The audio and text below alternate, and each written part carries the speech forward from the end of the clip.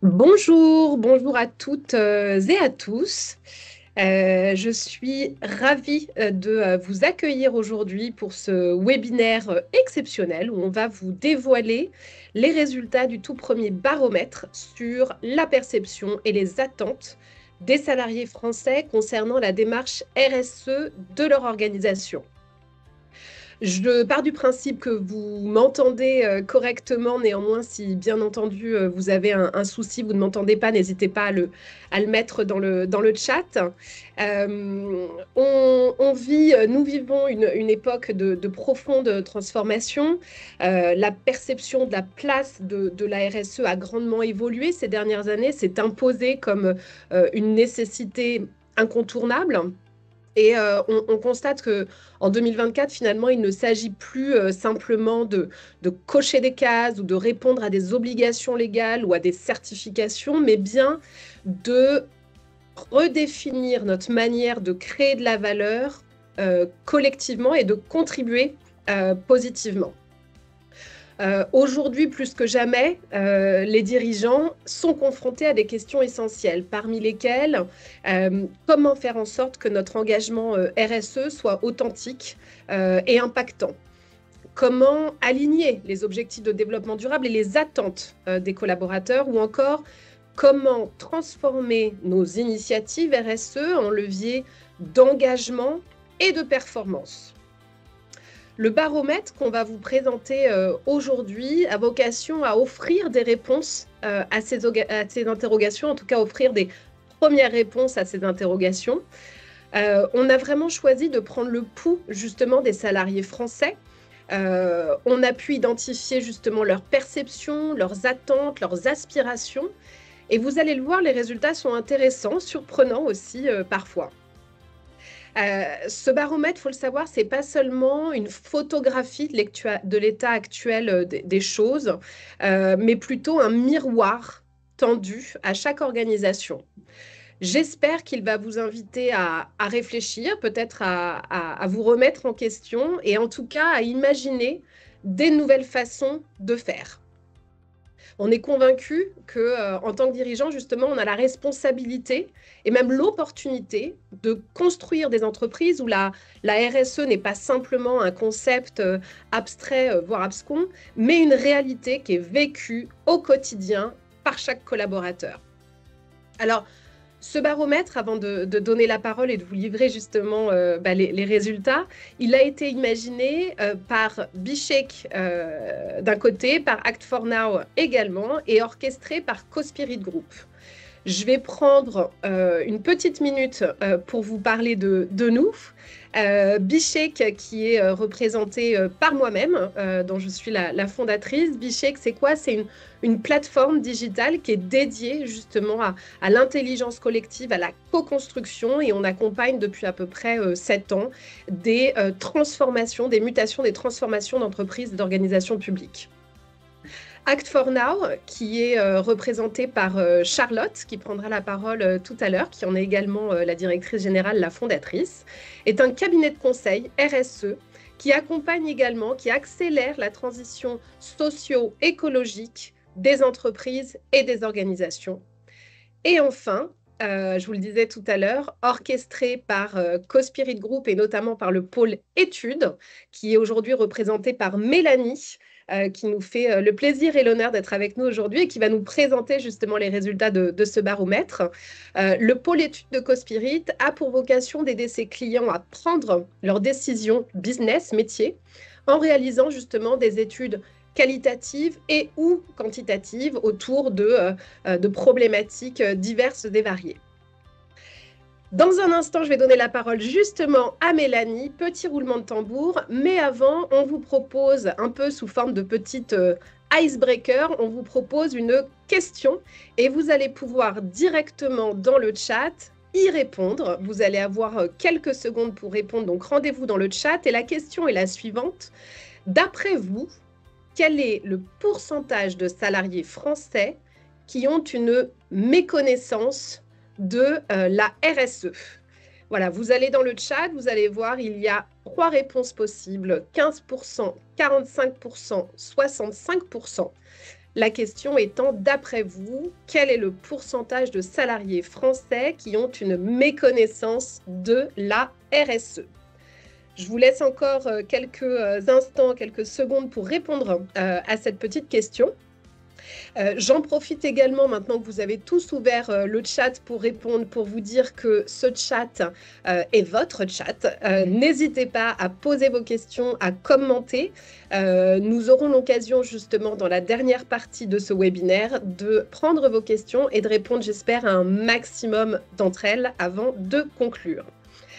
Merci, on va désormais arrêter le compteur. Je vois que vous êtes une majorité, 60%, à avoir répondu 65%. Je ne vais pas vous donner la bonne réponse. Je vais laisser justement Mélanie le faire tout de suite. Mélanie, c'est à toi. Merci Cécile, bonjour à tous, ravie d'être avec vous pour découvrir eh bien, les résultats de ce baromètre RSE, mais vu du côté des salariés. Donc du coup, avant de découvrir les résultats, je trouve que c'est intéressant de vous donner quelques informations concernant la méthodologie que nous avons suivie.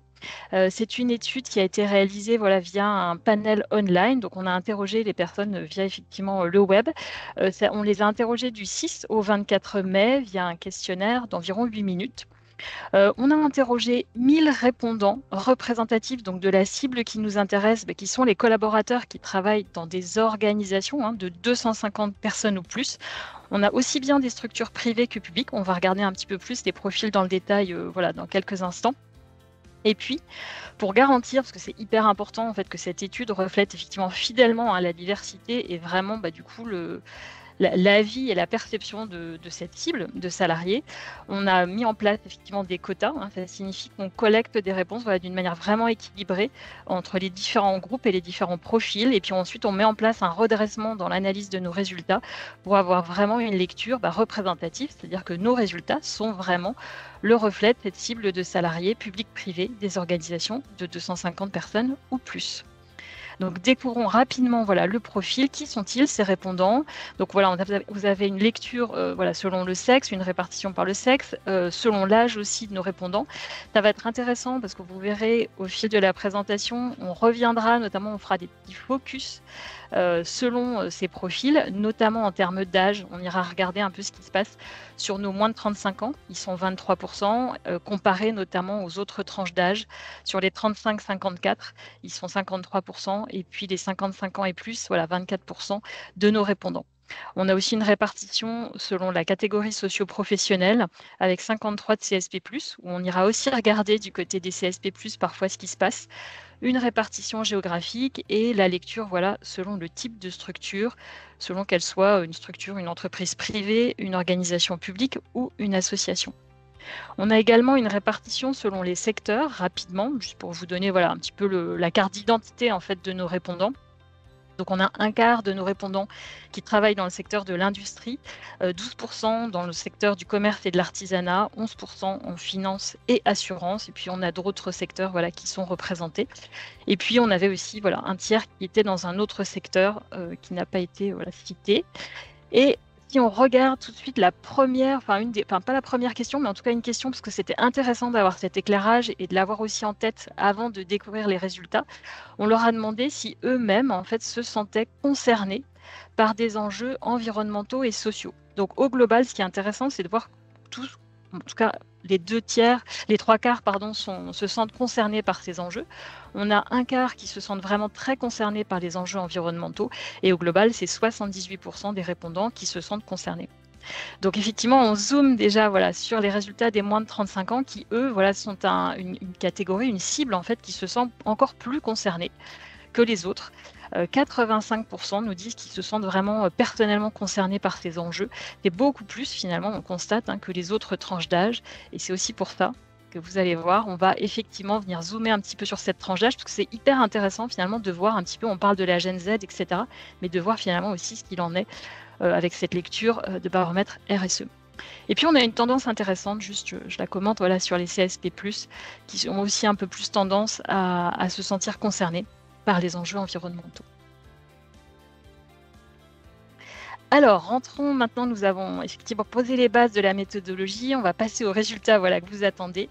On va d'abord démarrer effectivement par les constats assez passionnants que vous allez voir, et notamment qui concernent la perception des salariés vis-à-vis des pratiques de la RSE. Donc, c'est ce qu'on va voir ensemble tout de suite.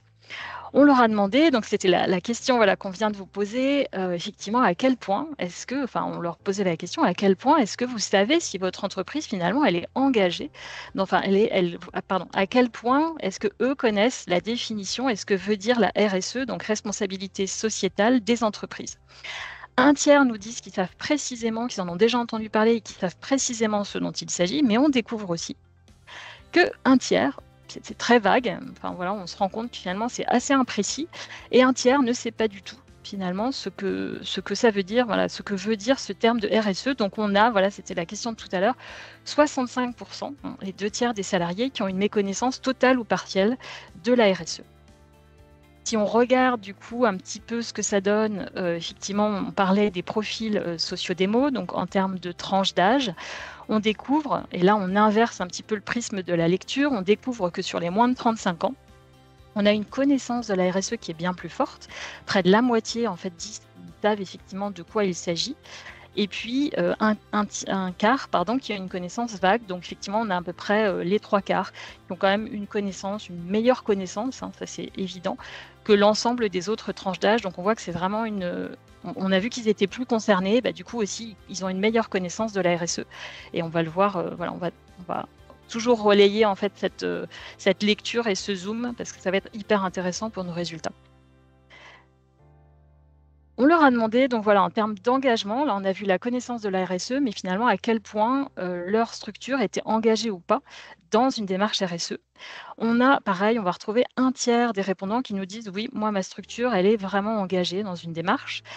Un tiers qui voilà, hésite un petit peu et qui ne sait pas forcément, qui dit oui, probablement, elle est engagée.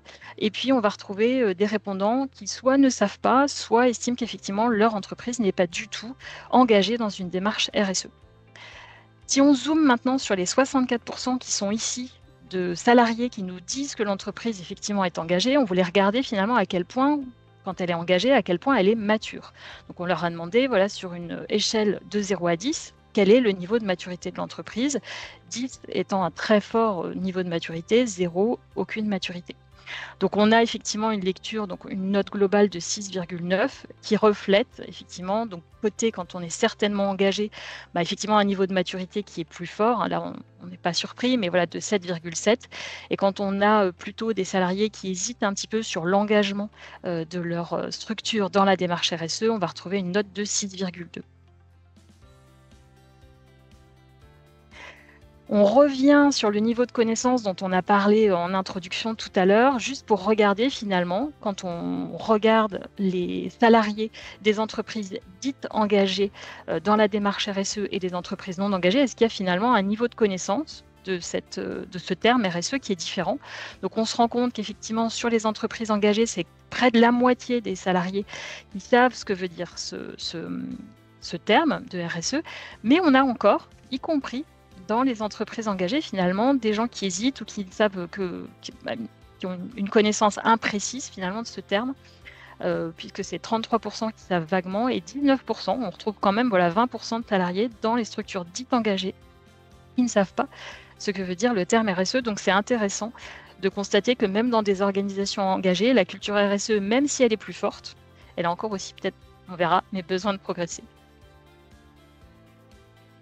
Alors, dans le détail, pour comprendre finalement de ce niveau d'engagement, comment il se décline, pareil, avec une note de 0 à 10, on voit un petit peu quels sont les sujets sur lesquels les salariés perçoivent que leur organisation s'engage.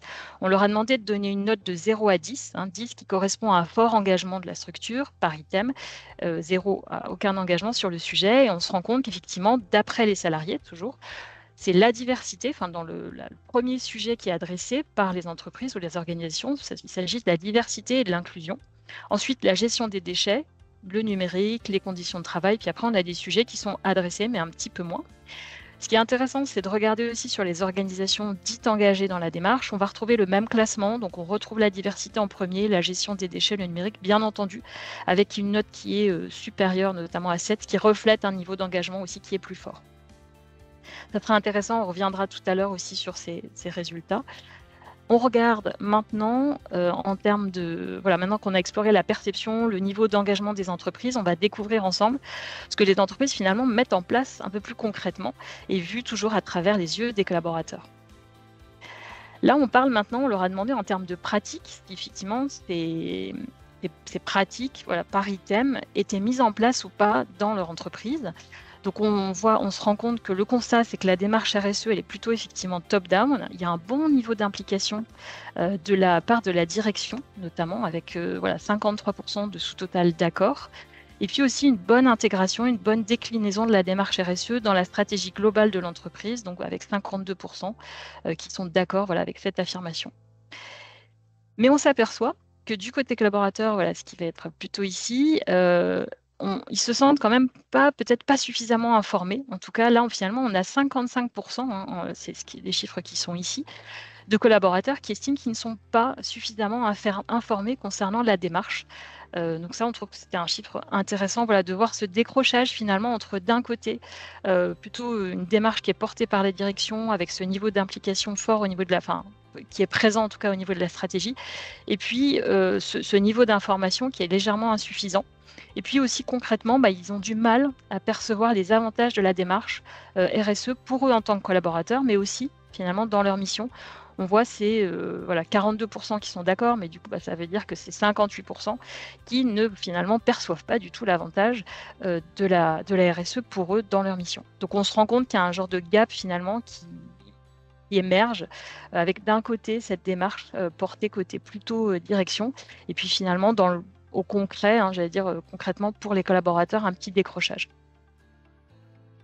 Si on regarde du coup, toujours cette lecture des entreprises ou des organisations engagées, on va retrouver le même classement quand on fait ce focus. On va retrouver cette déclinaison avec toujours un bon niveau d'implication côté direction, et puis aussi cette déclinaison dans la stratégie. On se rend compte aussi que la démarche, elle fait évoluer, ils perçoivent ça, que cette démarche, elle fait évoluer les façons de travailler. Mais on se rend compte aussi qu'on a toujours, alors même si on a 61% des collaborateurs qui estiment être suffisamment informés, ça veut quand même dire qu'il y a 40% qui, même dans des entreprises engagées, finalement, ne sont peut-être pas assez informés. Et on a le même schéma qui se reporte sur les avantages, notamment de comprendre à quoi ça peut leur servir au niveau de leur mission. N'hésitez pas, si vous avez des questions ou si vous voulez des précisions sur les résultats, n'hésitez pas ou des explications si ce n'est pas suffisamment clair. N'hésitez pas à les poser ou à les partager dans le chat et on les prendra. Soit je les prendrai au fil de l'eau ou on reviendra dessus en fin de présentation. Toujours sur les pratiques concrètes des organisations. On a vu tout à l'heure, on vient de parler de l'information, de est-ce qu'ils sont suffisamment informés ou pas. Du coup, concrètement, on leur a demandé à quelle fréquence ils recevaient de l'information sur les sujets RSE. Donc, côté toutes les entreprises, puis là, on a le focus sur les entreprises plus engagées dans la démarche RSE, on se rend compte qu'effectivement, c'est un tiers des entreprises qui communiquent au moins une fois par trimestre. Et du coup, près de la moitié, 48% effectivement, qui vont communiquer au moins une fois par an sur les enjeux RSE. Côté organisation engagée dans une démarche, c'est 50%, la moitié des structures engagées qui vont communiquer au moins une fois par trimestre, et du coup, les 3/4 qui vont communiquer au moins une fois par an, mais somme toute, il y a encore un quart d'entreprises engagées dans la démarche qui, elles, vont communiquer moins souvent, et moins souvent qu'une fois par an. Toujours sur la partie démarche, on a vu quelles actions concrètes, là maintenant finalement, quelles actions concrètes en faveur de la RSE ont été mises en place dans les structures. Donc c'est 50% des structures au global qui ont mis en place au moins une de ces actions. Et notamment en premier, c'est des actions de sensibilisation et de formation. C'est 39% des structures qui ont mis en place ces actions. Toujours du point de vue des salariés, c'est vraiment leur perception. Eux, c'est ce qu'ils voient. Peut-être que c'est plus, mais eux, ils voient qu'ils estiment que c'est 40% de structures qui ont mis en place ces actions. Un tiers qui a mis en place des comités participatifs autour de la RSE, un petit peu moins d'un tiers qui a décliné finalement ces démarches, mais là du coup dans des objectifs par pôle, et pareil, un petit peu moins d'un tiers qui a mis en place des boîtes à idées RSE ou des remontées de bonnes pratiques. Alors toujours le petit éclairage pour regarder ce qui se passe du côté des entreprises engagées. Là on voit qu'on a 71% des organisations dites engagées qui ont mis au moins une action en place, donc il y a toujours aussi finalement des entreprises qui n'ont peut-être pas encore mis effectivement d'action concrète en place. La moitié, on va retrouver la même déclinaison, toujours voilà, des actions de formation en premier pour la moitié d'entre elles. Ensuite, le comité participatif près de la moitié, et puis ensuite cette déclinaison des objectifs dans les pôles ou des boîtes à idées. Donc on voit qu'on garde toujours effectivement le même classement finalement.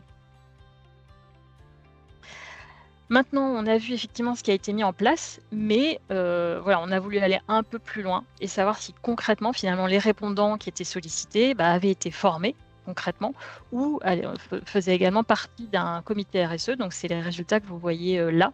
On leur demandait, vous, finalement, est-ce que vous avez été formé? Donc, c'est pas tout à fait, mais pas loin d'un quart, effectivement, qui nous dit avoir été formé à une démarche voilà, RSE. Et sur les entreprises engagées, c'est un peu plus d'un tiers qui a été formé à la démarche RSE dans son entreprise. Côté, pareil, même déclinaison que sur la formation, mais pour du coup la participation à un comité RSE, là c'est 9% effectivement des répondants qui font partie d'un RSE, et côté entreprise engagée, c'est 14%. Donc effectivement, on s'aperçoit en fait que dans la pratique, voilà, les déclinaisons concrètes de formation ou comité, on voit qu'il y a un écart finalement, c'est réservé à un petit cercle de personnes, j'ai envie de dire, parce qu'en fait, et voilà, qui contribue peut-être à créer ce décalage.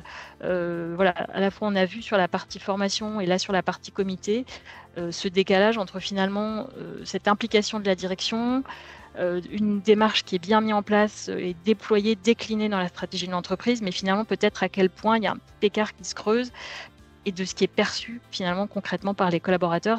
Peut-être qu'il y a cette mise à distance de la démarche par rapport au quotidien finalement des collaborateurs. Alors, avant-dernière partie, voilà, des résultats, plus pour zoomer maintenant finalement sur et donner la parole aussi aux collaborateurs en termes d'attente, de quoi ils ont envie, quels sont les outils qu'ils pensent être vraiment intéressants pour déployer la démarche. Donc c'est ce qu'on va voir maintenant ensemble. Petit aperçu, petite introduction, juste comprendre, on trouvait ça intéressant de voir effectivement, est-ce que d'après eux, effectivement, la démarche RSE ça va être quelque chose qui va être plus important qu'aujourd'hui, ni plus ni moins, ou moins important. Donc globalement, on est assez d'accord pour dire que c'est soit plus ou ni plus ni moins, mais ça ne sera pas moins important. Et on a toujours voilà, ce petit écart sur les moins de 35 ans qui estime que ça va vraiment être plus important pour les structures dans l'avenir notamment. Alors maintenant, on a tendu le micro effectivement à nos répondants salariés pour leur demander quels étaient pour eux les sujets prioritaires dans leur organisation et comprendre. Donc on voit que ça va être en premier les conditions de travail, la gestion des déchets, l'énergie, et puis ça se décline. Et ce qui est intéressant finalement, c'est de croiser et de comprendre à quel point ces sujets prioritaires pour les collaborateurs ont été mis en place plus ou moins par les entreprises en recroisant avec une question qu'on a vue ensemble tout à l'heure. Donc c'est ce qu'on retrouve ici. On va retrouver effectivement donc ces deux questions, les sujets prioritaires qui sont sur l'axe effectivement des ordonnées. Donc on retrouve les conditions de travail en premier, la gestion des déchets, l'énergie, et on retrouve ici sur cet axe plutôt effectivement ce qui a été mis en place par les organisations, toujours d'un point de vue des salariés. Donc on voit que ce qui a été plutôt mis en place, c'est d'abord des actions sur la partie diversité et inclusion, gestion des déchets numériques, et du coup on s'aperçoit que sur des sujets qui sont prioritaires donc, pour nos salariés, comme les conditions de travail ou l'énergie, ce sont des sujets qui sont un petit peu moins adressés par les structures, ou en tout cas pas adressés ou pas autant qu'effectivement d'autres sujets. Donc c'est intéressant voilà, de se poser peut-être la question, même pour vous dans votre entreprise, quels sont les sujets que vous adressez, et de recroiser ça en se disant mais finalement, est-ce que ça correspond ou pas aussi aux attentes de mes salariés. Donc voilà, c'est intéressant de voir qu'il y a ces sujets qui sont prioritaires et moins adressés sur les conditions de travail et l'énergie notamment. Là, en termes d'attente, on a vu tout à l'heure un peu les pratiques. On leur a aussi demandé finalement qu'est-ce qu'ils attendaient en priorité pour booster la démarche. Alors, je pense que là, vous n'êtes pas surpris de découvrir qu'ils attendent d'être plus informés. On a vu, il y avait un manque d'informations. Ils souhaitent aussi être plus formés et sensibilisés sur les sujets de la RSE. Inviter aussi à partager leurs bonnes pratiques, notamment, et à partager aussi les pratiques de leurs équipes. Regardons du coup ce que ça donne côté, voilà, si on décline en fait selon les profils, on voit effectivement que les moins de 35 ans ont des attentes encore plus fortes, supérieures aux autres tranches d'âge.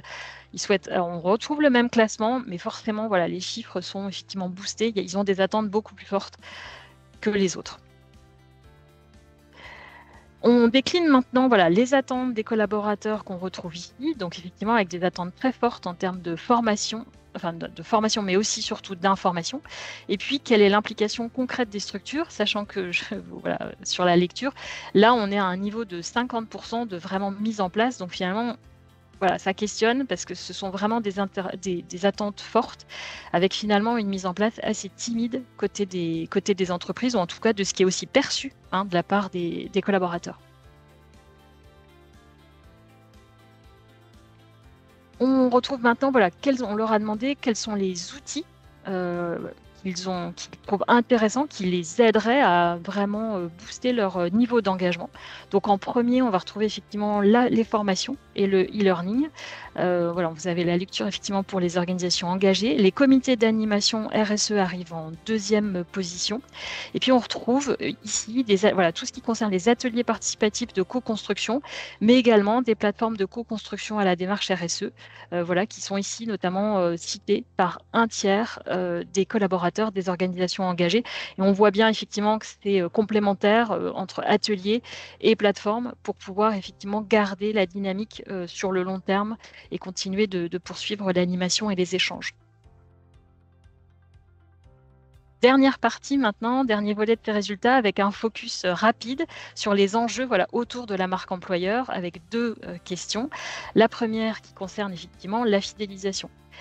Quel est l'impact de la RSE sur la fidélisation des collaborateurs? Donc on a une note de 5,9, alors oui, qui reste assez mitigée, elle est en dessous de 7, parce que c'est normal que nous n'atteignions pas la note de 7. Il y a comme plein de paramètres à prendre en compte pour fidéliser et donner envie à des collaborateurs d'une entreprise.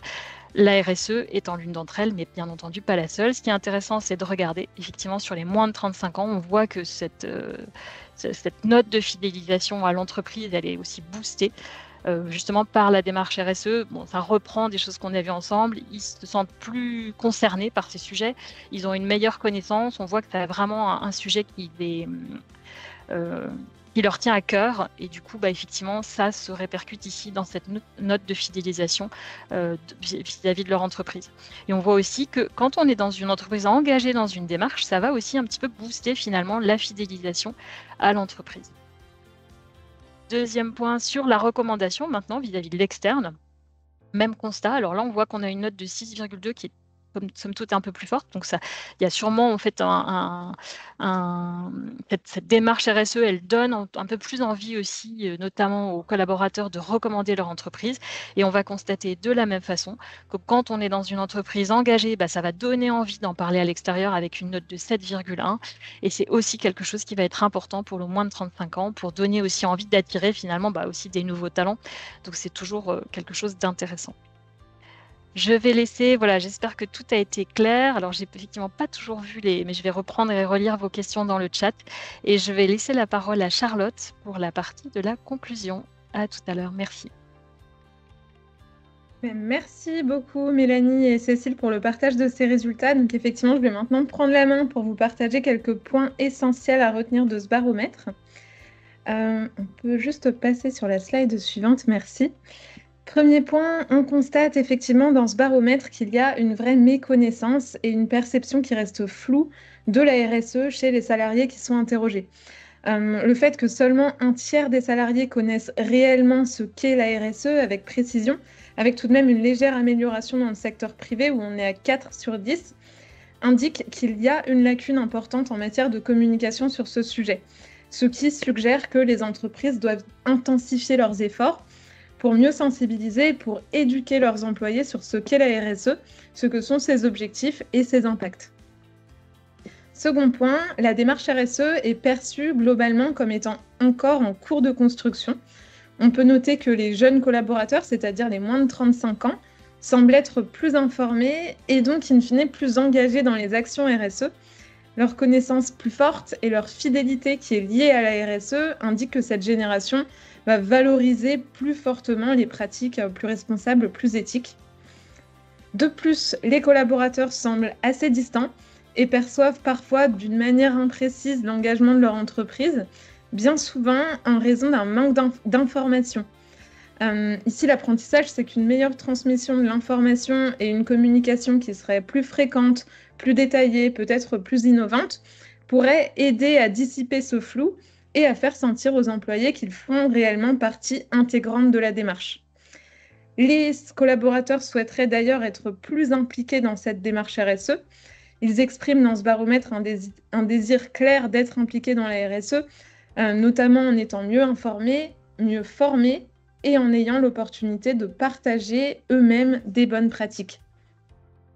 Et enfin, le dernier point, l'engagement RSE booste réellement la marque employeur.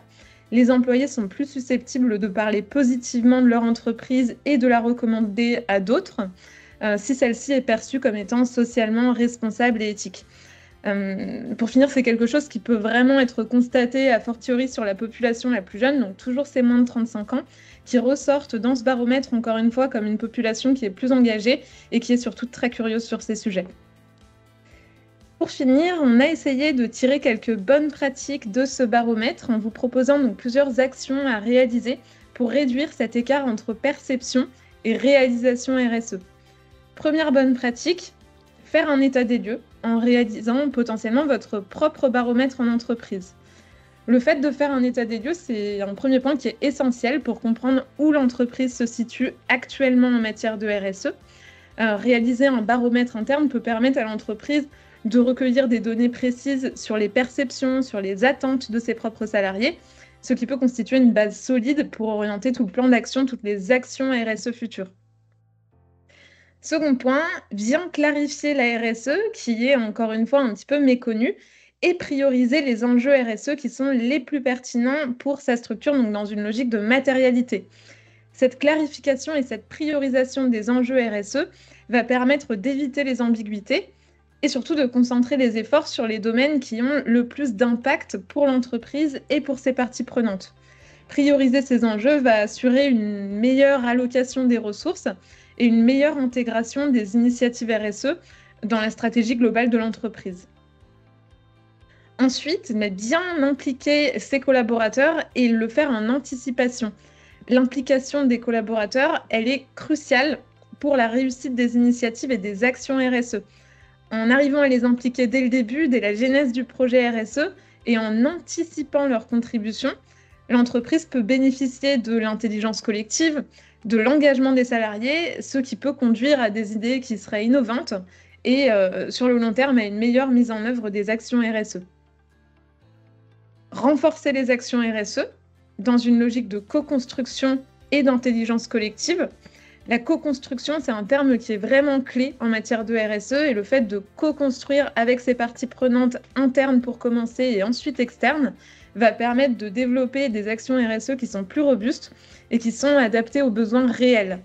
Cette approche collaborative peut permettre de favoriser un sentiment de responsabilité partagée et peut améliorer l'adhésion aux initiatives RSE sur le moyen et sur le long terme. Et enfin, pour finir, bien communiquer en n'oubliant pas de valoriser tout ce qui existe déjà, de valoriser l'existant en s'appuyant sur des éléments factuels. La communication, elle est clé pour valoriser les efforts déjà entrepris, pour maintenir la motivation des équipes, pour montrer que c'est possible tout simplement. Et le fait de s'appuyer sur des faits concrets, sur des données vérifiables, sur des indicateurs, va permettre à l'entreprise de renforcer sa crédibilité et de montrer l'impact réel de ses actions RSE, à la fois en interne, pour commencer toujours, et puis sur le long terme, plutôt également en externe. Et tout cela, donc ces 5 points, bien penser à le faire dans une logique d'amélioration continue. En RSE, il ne s'agit pas de viser la perfection, aucune organisation n'est parfaite quand on parle de RSE. Il s'agit bien de s'améliorer d'une année à une autre, en mettant progressivement en place les actions qui sont à la fois les plus impactantes pour l'entreprise et les plus attendues pour ses parties prenantes. Et je crois que le timing est tenu. On va donc maintenant laisser place à une session de questions-réponses. J'en ai vu quelques-unes passer sur le chat. Oui, Charlotte, si tu veux, je peux me faire le relais de ces questions. Parfait. La première question, je prends dans l'ordre chronologique, la première question qui nous a été posée par Mathilde est la suivante. Au début donc, de ce résultat de baromètre, on a parlé de la compréhension de la RSE. Est-ce que les salariés français comprenaient, savaient ce qu'était la RSE? Et ensuite, on a parlé de l'information qui est perçue. Est-ce qu'il existe un lien entre les résultats observés sur ces deux questions? Alors, je vais regarder là pour creuser. Je pourrais revenir vers vous, voilà, pour bien identifier effectivement s'il y a un lien entre d'un côté, en fait, ceux qui connaissent et qui comprennent effectivement, est-ce qu'ils ont autant besoin ou pas d'informations. Mais globalement, voilà, c'est quand même on voit qu'au global, en fait, sur l'ensemble des salariés, il y a quand même effectivement ce besoin de plus d'informations. Et quand on leur demande quelles sont leurs attentes prioritaires, c'est bien aussi cette attente-là qui ressort en premier. Toujours sur la question de l'information, on a également une question de Boris qui demande pourquoi finalement ce besoin d'être davantage informé.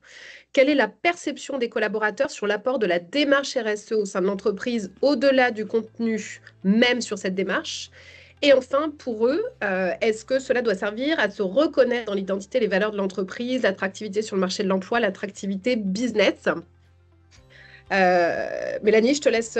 Oui, alors moi, premier élément de ce que je vois en fait au travers de cette demande ou ce besoin d'information, si j'ai bien compris la question, c'est que finalement, enfin, j'allais dire, pas que c'est une démarche hors sol, mais il y a un petit peu de ça, c'est-à-dire que on l'a vu, il y a cette notion d'implication très forte de la part de la direction, qui est assez normale hein, pour mettre en place et déployer ce type de démarche, une intégration qui est bien là et présente aussi dans la stratégie, mais finalement une sorte un petit peu de déconnexion par rapport au quotidien. Donc ça leur semble un petit peu loin, un peu distant, d'où peut-être effectivement, là j'extrapole, mais d'où peut-être ce besoin et cette demande en fait qu'ils ont d'être informés et de comprendre de quoi il s'agit, qu'est-ce qui est mis en place, quels sont les résultats. Enfin voilà, il y a pas mal de pistes en tout cas à explorer parmi les besoins d'information. Et puis quand on regarde au final, ou ils ont peut-être une idée finalement assez vague de ce que concrètement est la démarche RSE de l'entreprise. Alors après, ils sont quand même en capacité, on leur a demandé de se prononcer sur quels sont le type d'engagement détaillé, qu'est-ce qui est mis en place, mais on voit bien que ça a un impact et que ça va effectivement influencer ce qui était noté, je pense, dans la question, voilà, sur cette notion soit de fidélisation à l'entreprise, soit de donner envie de recommander. Donc en fait, c'est faire le lien, mais il faut quand même être en capacité de les nourrir, j'allais dire, et de les embarquer aussi. Après, moi, ce que j'interprète également, je me trompe peut-être, hein, mais dans le sens de cette question, c'est finalement au-delà du contenu, de la démarche, de la feuille de route, hein, tu vois, c'est quelle est la perception sur l'apport de la démarche RSE. Et je pense que ce qui est intéressant dans cette question, et à mon sens, effectivement, on ne l'a pas forcément adressé telle quelle dans cette première édition du baromètre. Après, le principe justement de cette première édition, c'est qu'il y en aura d'autres. Et à la lecture de cette question, ça me donne justement moi envie qu'on aille creuser dans la seconde édition, peut-être dans un format plutôt question ouverte, hein, quelle est effectivement la perception des collaborateurs sur l'apport concret de la RSE en dehors effectivement de la démarche. On a une autre question, Mathilde est très active dans ce chat, mais n'hésitez pas pour les autres participants, nous avons le temps devant nous de prendre vos questions, vos interrogations. Mathilde posait la question, partie prenante, est-ce qu'on parle bien de l'interne ou de l'externe?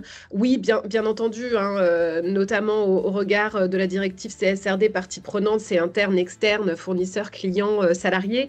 Là, en l'occurrence, vous l'aurez compris, dans ce baromètre, on s'est vraiment, nous, attachés à prendre le pouls et à aller chercher les attentes et les perceptions des salariés, donc de l'interne, qui nous paraissent à nous être les premiers acteurs d'une transformation réussie d'entreprise et d'organisation.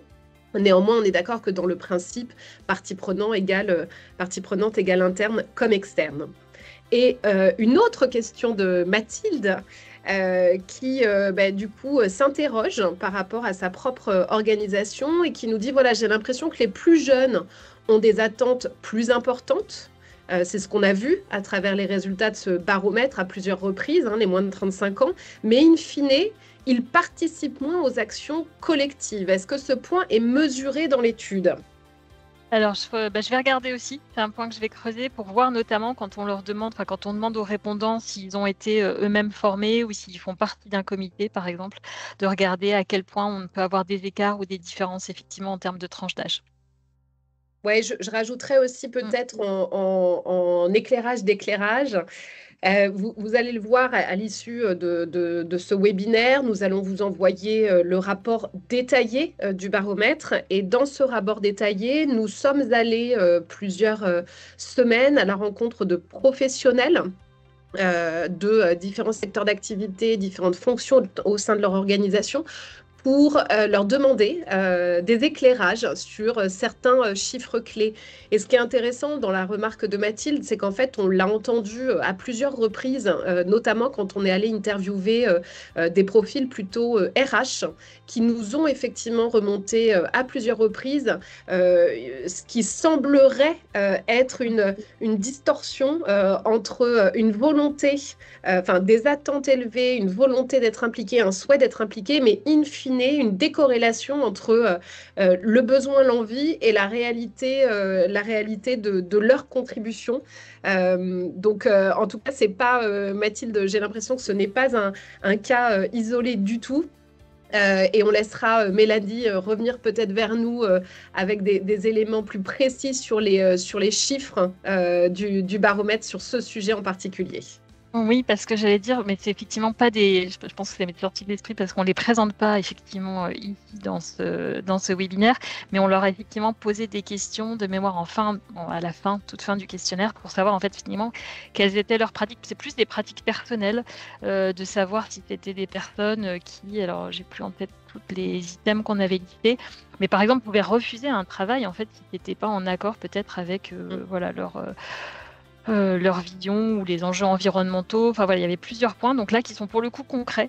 Alors c'est pas relié aux actions de l'entreprise, mais c'est relié à finalement qu'est-ce que moi, dans ma vie personnelle, je mets en pratique.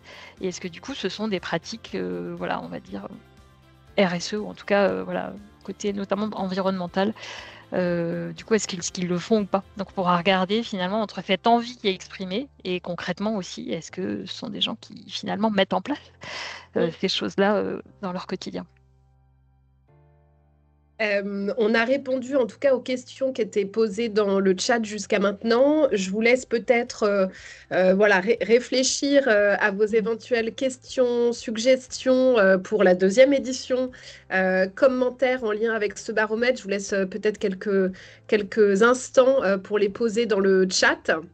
Et je meuble en attendant. Et je vais en profiter du coup pour vous remercier d'avoir été nombreux à participer à ce webinaire. On espère évidemment sincèrement que vous avez appris des choses, que pour certains d'entre vous, au moment de votre inscription, vous aviez un certain nombre d'attentes quant à ce webinaire. J'espère que justement vous avez trouvé vos réponses. Quelques éléments complémentaires avant qu'on ne se quitte. Le premier élément que je voulais partager avec vous, c'est que nous allons vous envoyer à l'issue, aujourd'hui, on va vous envoyer ce fameux rapport détaillé qui est plus dense, plus complexe que ce que vous avez vu là en webinaire, avec des éclairages justement de professionnels dont je parlais à l'instant, mais aussi quelques bonnes pratiques additionnelles en plus de celles que Charlotte a pu évoquer tout à l'heure dans ses conclusions. On va également vous mettre à disposition le replay. Et puis, hyper important, ce baromètre que vous avez vu là, qui est donc le baromètre des perceptions et des attentes des salariés français, vous avez la possibilité de le déployer en interne dans votre organisation. L'idée, c'est vraiment de se dire, sur la base de questions ISO, de structures ISO, de pouvoir, mesurer la perception et les attentes de vos salariés et les mettre en miroir de la perception et des salariés et des attentes des salariés français, donc pouvoir vous comparer vis-à-vis du national. Et puis, on est en train déjà de déployer ce baromètre au sein justement d'organisations. Donc, l'idée, c'est aussi de pouvoir vous comparer à d'autres organisations éventuellement, soit sur des secteurs d'activité similaires, soit sur des tailles, des nombres de salariés similaires. Donc, encore une fois, l'intérêt de ce baromètre, quand on le déploie en interne, Charlotte l'a dit tout à l'heure, c'est vraiment de pouvoir prendre le pouls, partir d'un état et d'un moment à un instant T et de pouvoir mesurer dans la durée quelles sont les perceptions et les attentes de mes salariés, de mes collaborateurs, et encore une fois, de pouvoir le comparer aussi aux résultats nationaux et aux résultats de structures et d'organisations similaires. Je vois j'allais conclure, mais je vois qu'il reste une question, donc je vais peut-être la prendre rapidement. Boris, dans les feuilles de route RSE des entreprises, il serait intéressant de voir la part des actions sur lesquelles les collaborateurs sont directement contributeurs et sur lesquelles c'est l'entreprise qui a la main, avec quelques exemples. Effectivement, Boris, alors c'est pas une question, mais effectivement, ce serait effectivement très intéressant, là aussi, de pouvoir comparer en permanence à la fois la perception de l'entreprise, la perception des collaborateurs, et de pouvoir mettre ça en miroir et peut-être s'aligner respectivement. Voilà, merci à tous. Un grand merci pour votre présence aujourd'hui, pour vos contributions. On vous envoie tous les éléments par mail dans la journée.